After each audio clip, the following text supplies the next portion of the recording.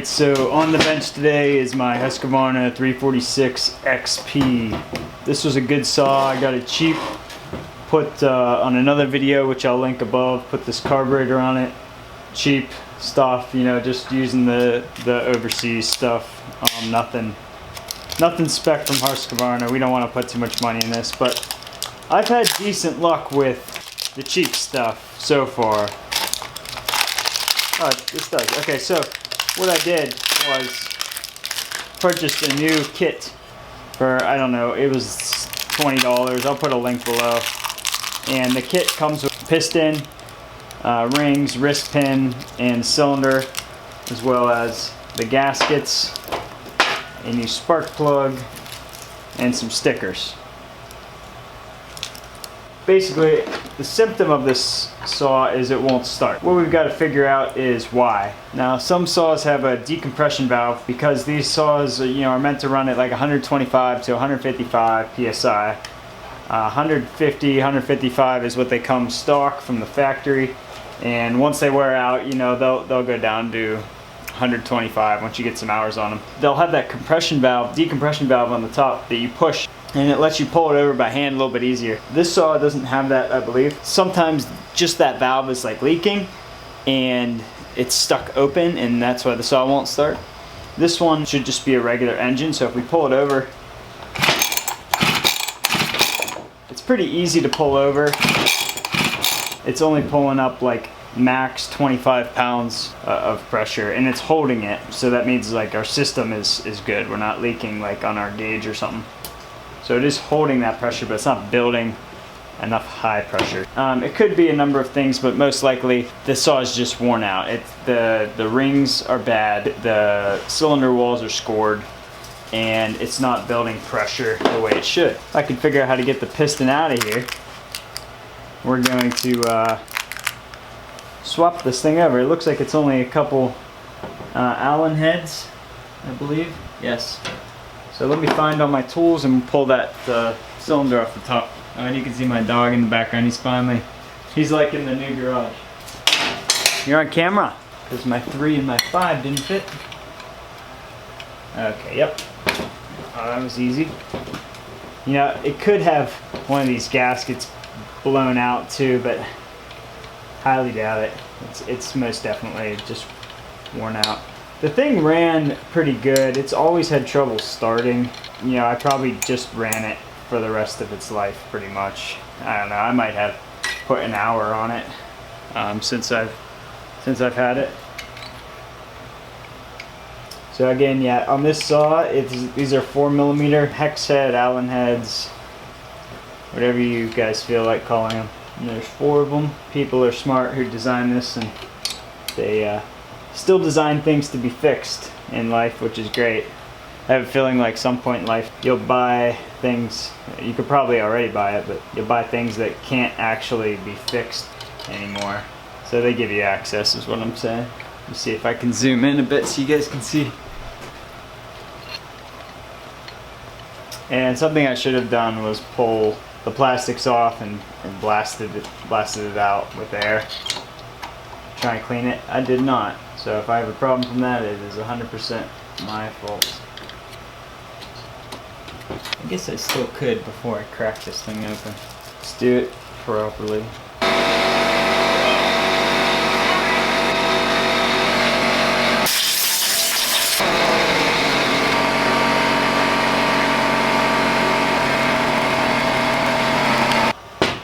Okay, sorry, my air compressor's on.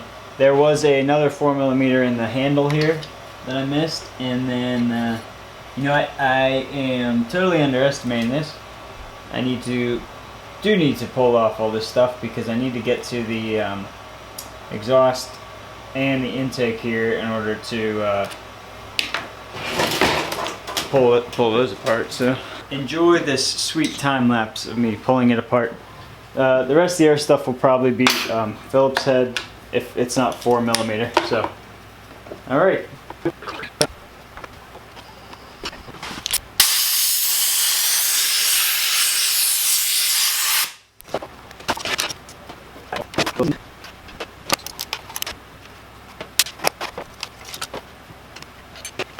I guess I could walk you guys through it. Some people like long videos. I used to just fast forward through all this, but maybe there's a market here for something different.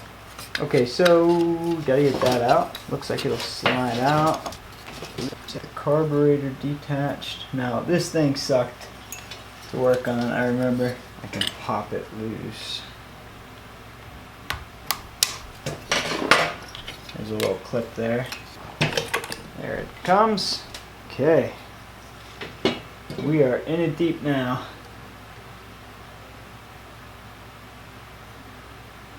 Pull this exhaust gasket off the way it came.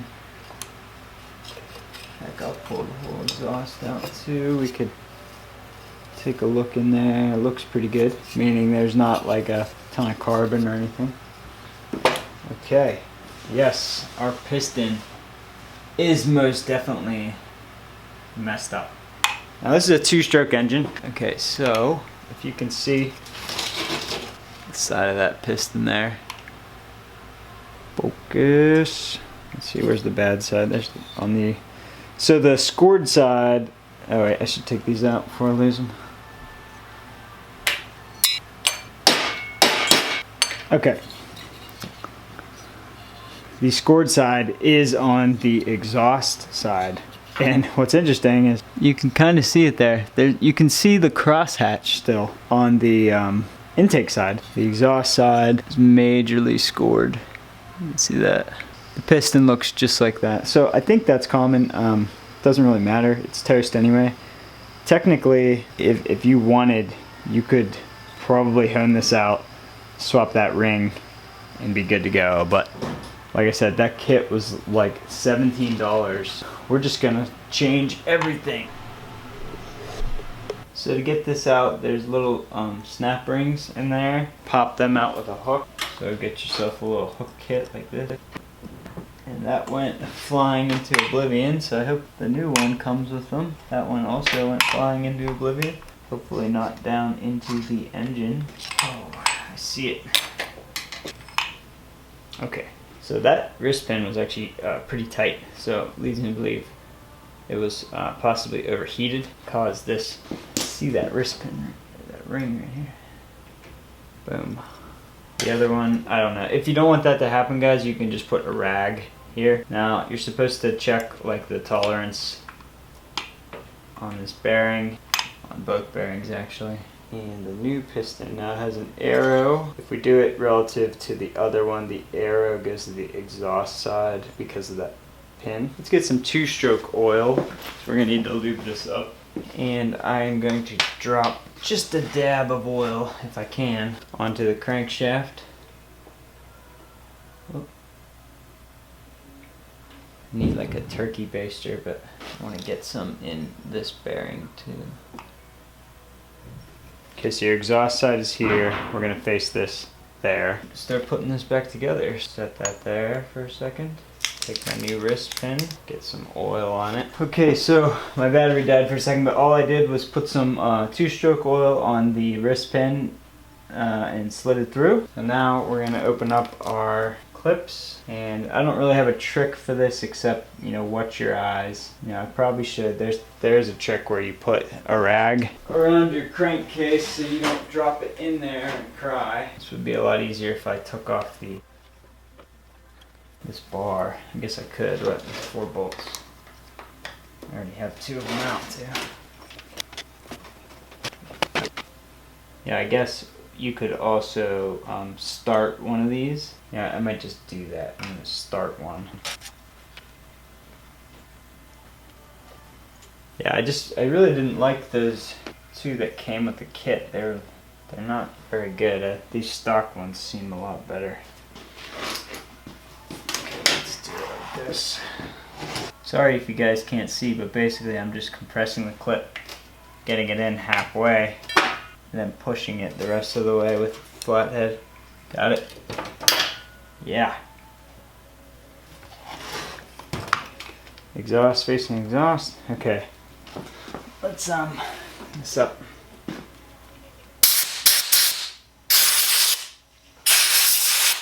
we now have the new piston installed and it feels good. We now need to put the ring on. Here's my ring. And there is a right side up way to put these. There's a cut. This one has also some markings on it that indicate the top the right way because there's a cut on there for the dowel pin. Okay. Now, what I was confused about is there were two head gaskets on here and there's one already on there. So now the cut goes on the back side. Okay, so the gasket is directional. You want the cut side on your flywheel side. Like that. Perfect. Oh, the new one has a decompression valve. Okay, I'm going to lube up the cylinder walls and put this thing back together. And then I will try to find a bolt for the compression valve. Or decompression valve. I keep saying compression valve. Put a little bit of oil on the rings. Make sure the ring is in the right spot. Got oil everywhere else. The thing will smoke a little bit once it's fired up, but the ring is in the right direction. Now I'm going to compress it with my hand. To be honest, I haven't rebuilt a two-stroke motor in about close to 10 years, but it feels the same.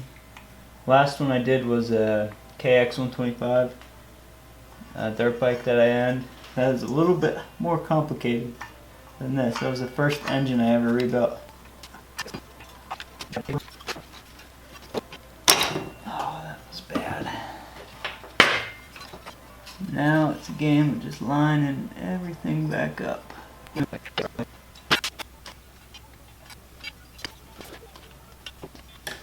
I'm just starting them till I get all four of them in, and then we'll snug them down accordingly. Hopefully I can still fit my exhaust in here. If not, I'll just pull off the Now you gotta be a little careful here. This is this is all aluminum. So if you force something, you're gonna strip it. And try to keep things clean. We will pop the spark plug in loosely. Assuming it's gapped correctly, it's probably not. Just a general rule of thumb is that when you're tightening down anything that's like a head, like flat, you do it in stages. Because if you just snug down one side all the way, you'll typically like bend something, or you could deform the head. Since it's just aluminum, it doesn't take too much to actually deform it. So we're just going to go crisscross now that they're all touching and just snug down.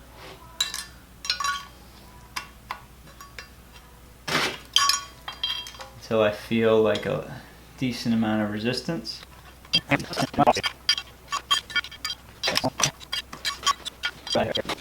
Now we will grab the new exhaust gasket.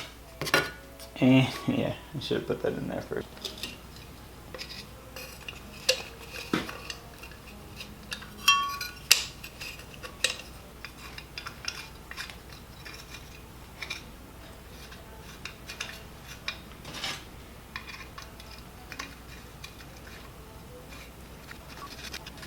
Yeah, you could almost just do this in the field with, what do you need? A pick, Phillips head, 4mm in the kit, some oil.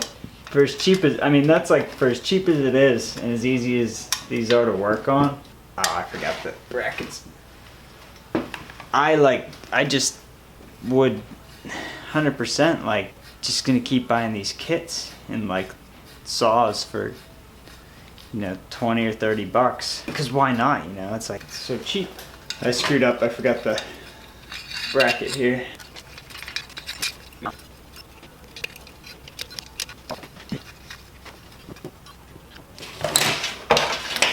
So my goal here is to get to the point of testing the compression as quickly as possible to see if we solved our problem. Throw these handles back on. Oh, I'm not going to be able to, duh, I don't have a decompression thing.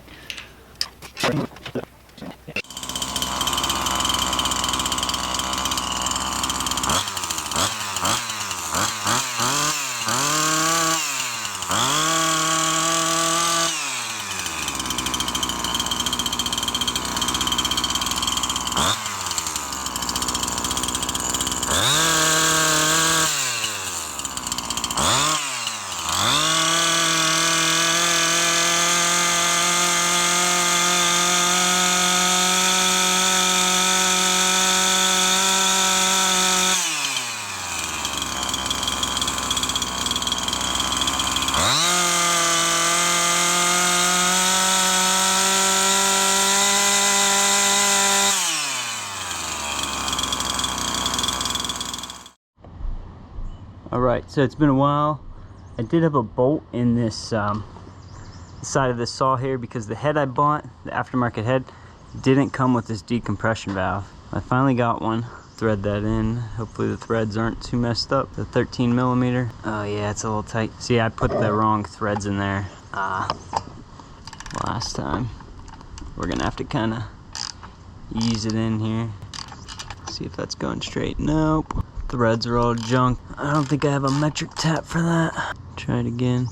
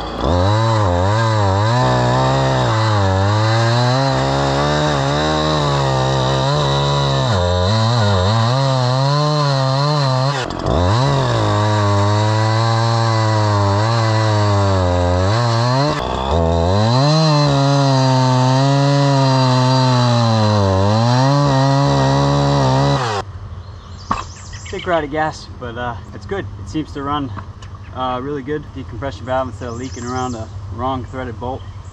So for a couple bucks, I think it's worth the kit. If you're not using it every day, just a homeowner type saw. This had old gas in it, probably 6 months, year old, something like that. That's probably why it either ran out there or it stalled out. So it's definitely good. I could feel it kind of slipping on the clutch a little bit. It's probably gonna need a new clutch, but we'll address that like at a later issue, at a later time. For now, I got some trees to take down and gonna keep this thing working, the old China saw. Thank you guys for watching. It is actually really useful that everyone kind of bangs on the like foreign made parts, but for a couple bucks, I mean, this thing's functional, you know. It's not, if you buy the Husqvarna kit, I didn't price it out, but I guarantee you it's probably worth more than the value of this old saw. So having something in your truck, you know, that'll start up with good compression, just to have it is worth it, to kind of spend that 30 bucks or so on that kit. So thanks for watching, guys. Hope you enjoyed this video. I know it's a quick one. Stick around, I got a bunch more videos coming around. Shop build, trucks, heavy equipment, everything you guys like. So smash that like button and definitely subscribe. Thanks, guys. See you later.